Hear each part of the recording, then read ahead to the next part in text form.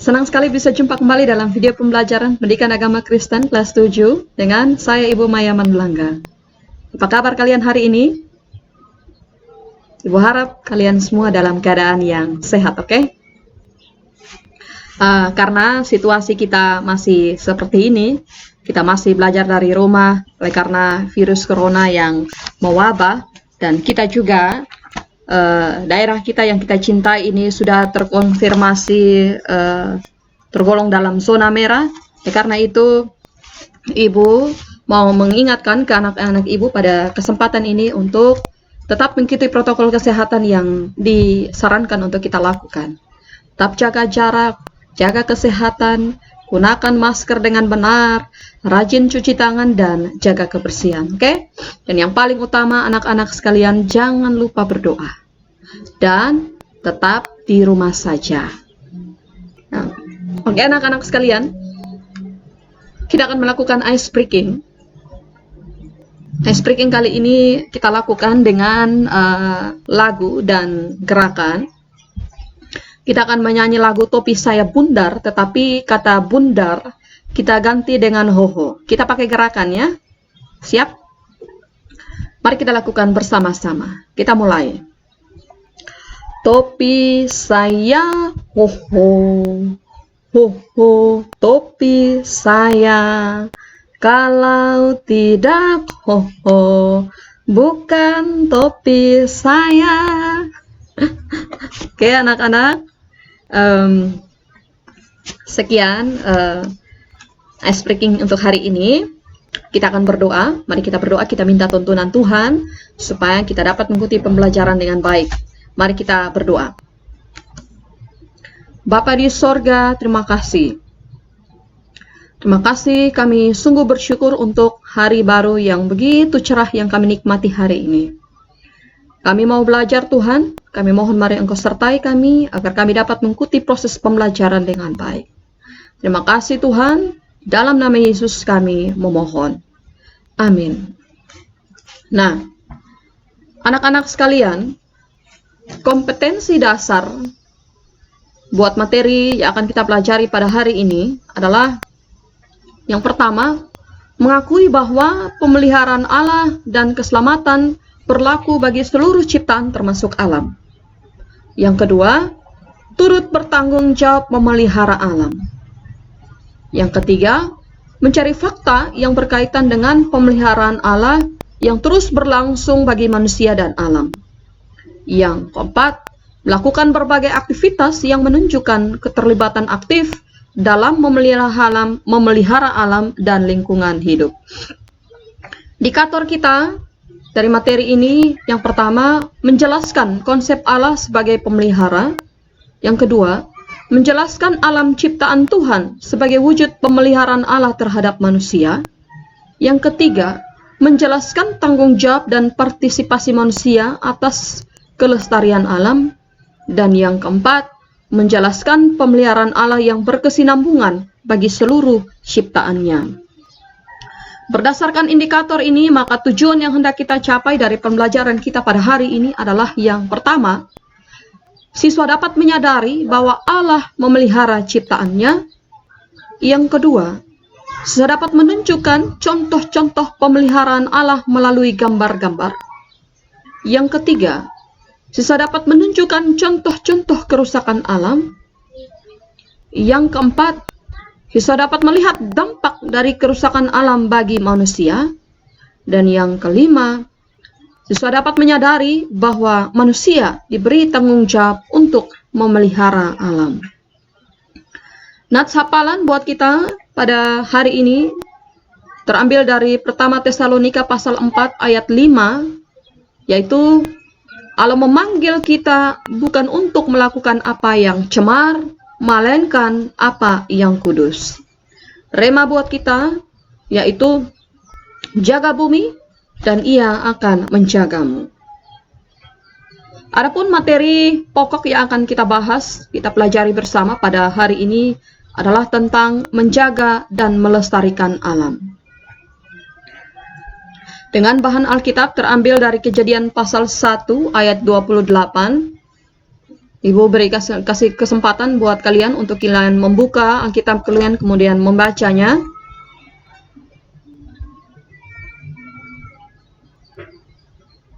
Sudah? Dan yang kedua terambil dari Kejadian pasal 2 ayatnya yang ke-15.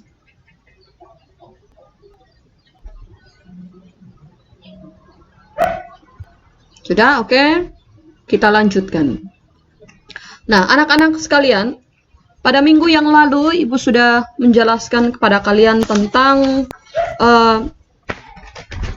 bagaimana Allah memelihara ciptaannya. Ibu sudah menunjukkan, bahkan menjelaskan kepada kalian tentang bagaimana kondisi alam kita sebelum dan sesudah dirusak oleh tangan manusia. Kalian juga sudah tahu bahwa Allah begitu besar cinta dan kasih-Nya kepada kita umat manusia dan ciptaan yang lain juga. Hal ini terbukti di mana Allah tidak hanya menciptakan, tetapi Dia juga memelihara ciptaannya. Nah, meskipun manusia dengan sengaja dia merusak, bahkan dia menghancurkan alam ini dengan berbagai macam cara yang ia lakukan, dan juga bencana alam yang terjadi yang menghancurkan alam yang Tuhan ciptakan ini dalam lingkungan hidup kita manusia, namun pemeliharaan Allah itu dia tetap berlangsung. Buktinya setelah bencana alam, tsunami atau gunung meletus terjadi, secara perlahan-lahan ada pemulihan anak-anak. Walaupun dia tidak 100%, tetapi ada pemulihan yang terjadi. Nah, materi kita kali ini merupakan lanjutan dari materi yang sudah kita pelajari pada minggu yang lalu. Nah, sebelum kita masuk pada materi kita pada hari ini, terlebih dahulu Ibu mau kalian menyaksikan video ini sebagai bahan refleksi buat kita sebelum kita masuk pada materi kita pada hari ini. Selamat menyaksikan.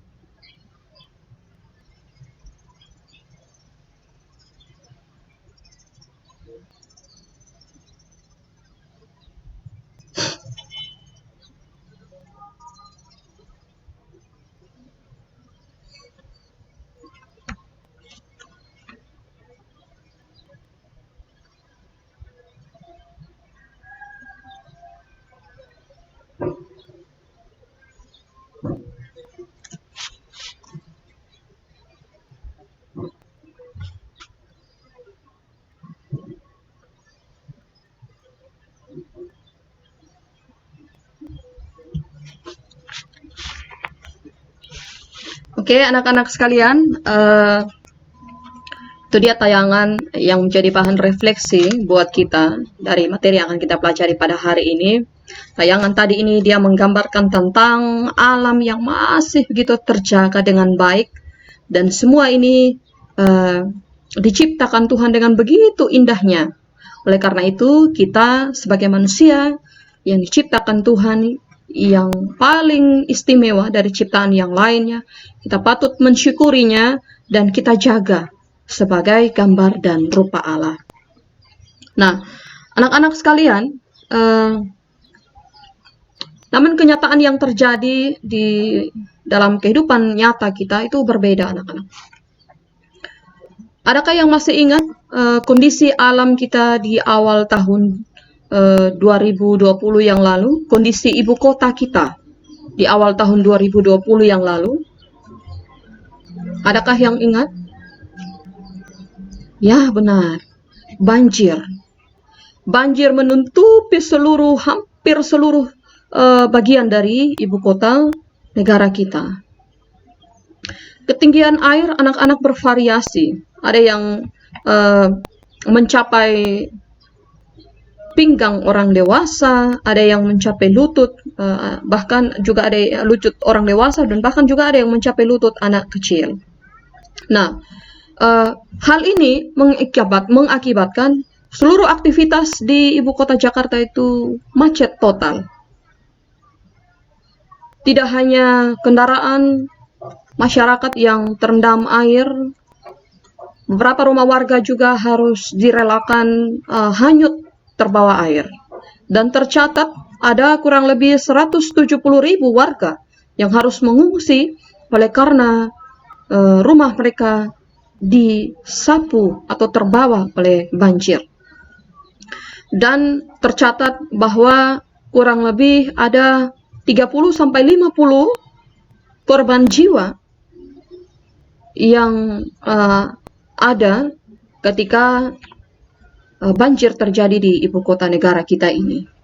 Nah, anak-anak sekalian, sekarang jika sudah memasuki musim penghujan, maka kita akan melihat di televisi, di koran, di majalah, di internet, berbagai peristiwa alam terjadi. Tanah longsor, belum ditambah dengan angin yang kencang, terjadi dan kita lalui dalam kehidupan kita ketika sudah memasuki musim penghujan.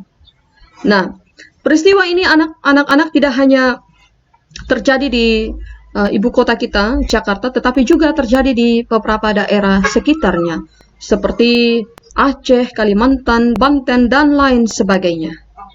Dan kerusakan ini juga terus-menerus berlangsung. Bahkan ada eksploitasi hutan yang berlebihan yang dilakukan oleh masyarakat yang tidak bertanggung jawab. Kemudian pembakaran hutan yang juga dilakukan oleh masyarakat yang tidak bertanggung jawab, yang mengakibatkan bencana-bencana yang tadi kita sudah lihat di awal itu tadi terjadi. Nah, anak-anak yang Ibu cintai, Pulau Sumbawa yang kita cintai juga ini pada beberapa bulan yang lalu ketika musim penghujan juga mengalami bencana yang cukup besar. Banjir terjadi dan bahkan menghanyutkan beberapa rumah warga. Kejadian ini berlangsung di Lewa, di Kabupaten Sumba Timur. Mungkin kalian telah melihat bahkan membaca beritanya. Tercatat bahwa beberapa rumah terhanyut, bahkan beberapa ternak masyarakat itu terbawa oleh air. Kemudian hal lain lagi, tanaman padi masyarakat yang kurang lebih 1 bulan lagi mau dipanen, itu juga disapu oleh air. Nah, anak-anak sekalian, ketinggian airnya juga bervariasi. Ada yang sampai ketinggian airnya bisa sampai di pinggang orang dewasa, bahkan ada juga yang sampai di lutut orang dewasa. Nah, anak-anak sekalian, tanggung jawab siapakah ini? Nah, kejadian serupa juga terjadi di Kabupaten Sumba Barat, tempat tinggal kita, kabupaten kita, yaitu di mana air kali itu meluap. Dan warga-warga sekitar yang tinggal di pesisir kali harus merelakan kerugian-kerugian kecil, kerusakan kecil yang terjadi, bahkan ternak mereka juga dibawa oleh air. Dan bahkan anak-anak, kejadian itu menutupi jalan raya sehingga mengakibatkan kecelakaan bermotor. Nah, anak-anak, sekali lagi Ibu bertanya, tanggung jawab siapakah ini? Ya, benar. tanggung jawabnya kita, tanggung jawab saya, tanggung jawab ibu, dan tanggung jawab kalian, anak-anak ibu. Nah, anak-anak sekalian, fokus dari pembelajaran kita pada hari ini adalah bagaimana remaja Kristen memelihara dan melestarikan alam. Pertanyaannya adalah, anak-anak, sebagai remaja Kristen apa yang bisa kita lakukan untuk menjaga dan melestarikan alam? Ada beberapa hal kecil yang bisa kalian lakukan dalam usaha kalian untuk menjaga dan melestarikan alam, sehingga bencana-bencana alam yang sudah terjadi itu kalau bisa ke depannya dia tidak terjadi lagi. Hal-hal kecil yang ibu maksudkan adalah yang pertama, buanglah sampah pada tempatnya. Jangan buang sampah sembarangan tempat.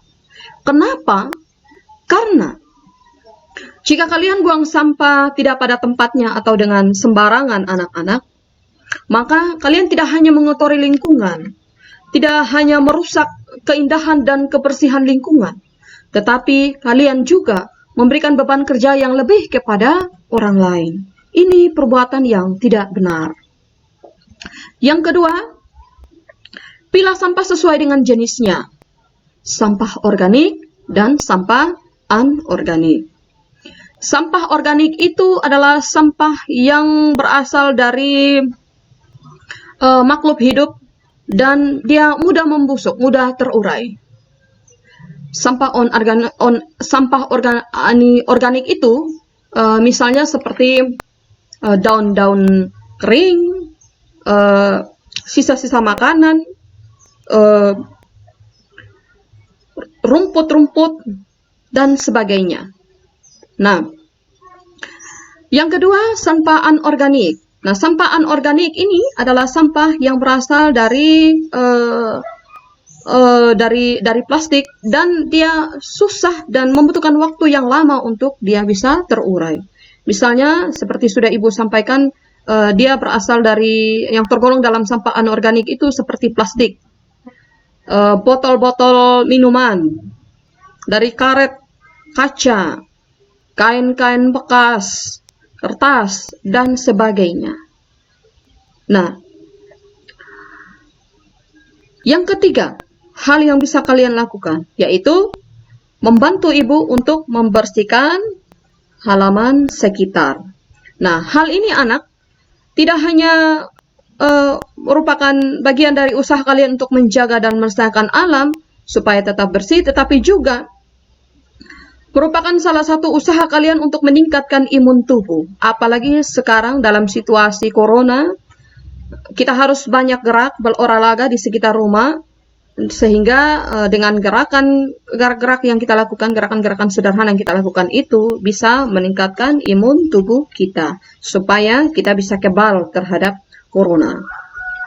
Dan yang keempat adalah melakukan penghijauan. Anak-anak sekalian, lahannya kita,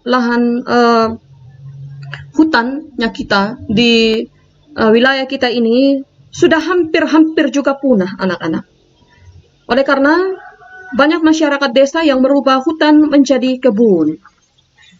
Nah, sebagai remaja Kristen apa yang bisa kita lakukan? Yang bisa kita lakukan adalah melakukan aksi tanam pohon. Satu siswa, satu pohon. Itu sudah sangat-sangat menolong. Pertama-tama kita bisa melakukannya di halaman sekitar saja dulu, terlebih dahulu.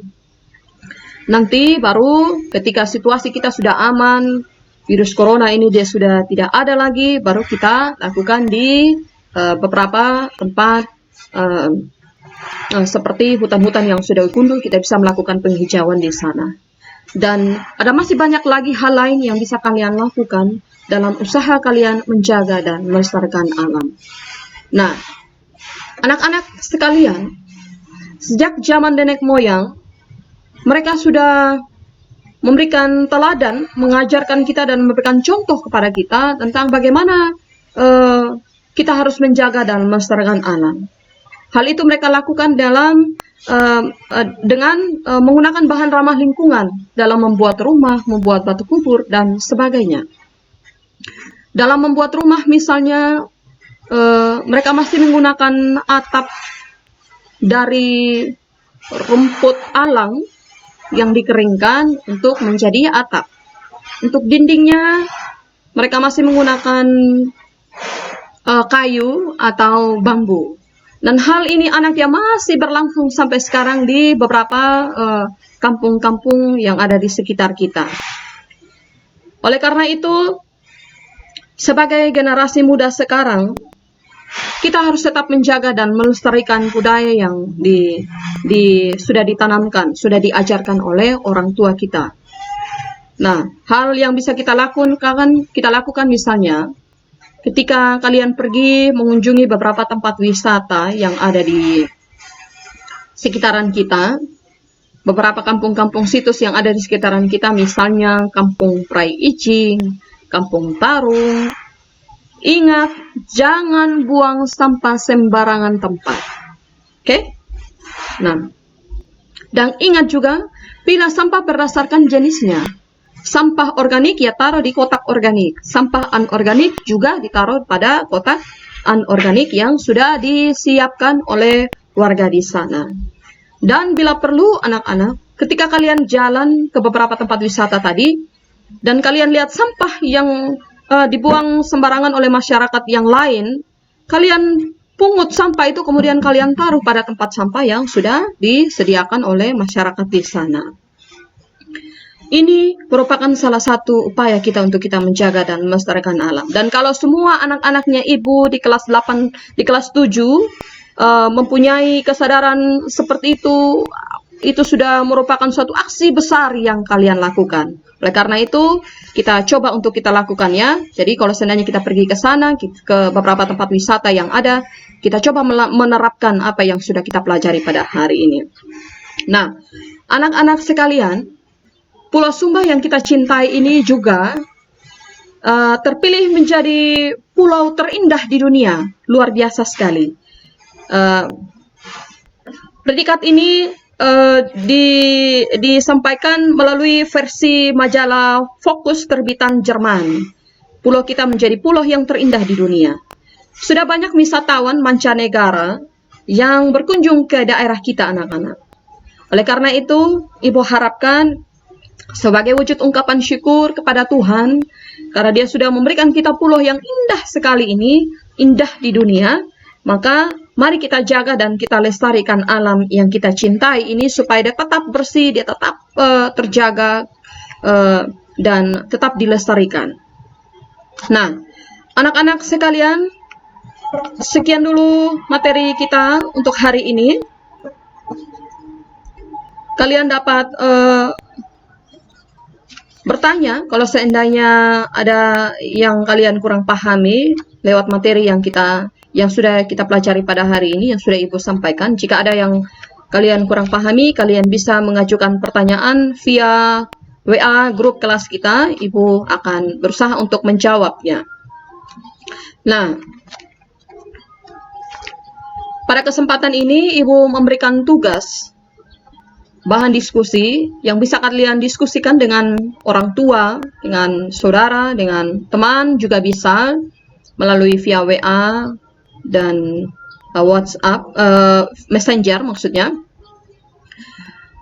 Tugasnya adalah ceritakanlah pengalamanmu dalam usaha menjaga dan melestarikan alam. Ibu sudah juga menyiapkan bahan evaluasi untuk kita pada hari ini dalam bentuk soal essay test dan pilihan ganda. Ini kalian bisa lihat soalnya, sudah ada. Kalian bisa mencatatnya. Ibu berikan waktu kurang lebih 20 menit untuk kalian kerjakan. Soal essay dan soal pilihan ganda. Nah, ini soalnya. 20 menit dari sekarang Ibu berikan kesempatan untuk kami kerjakan, untuk kalian kerjakan. Kemudian Ibu juga membuatkan tugas mandiri, yaitu membuat sebuah karya dalam bentuk slogan atau poster yang menggambarkan tentang aksi menjaga dan melestarikan alam.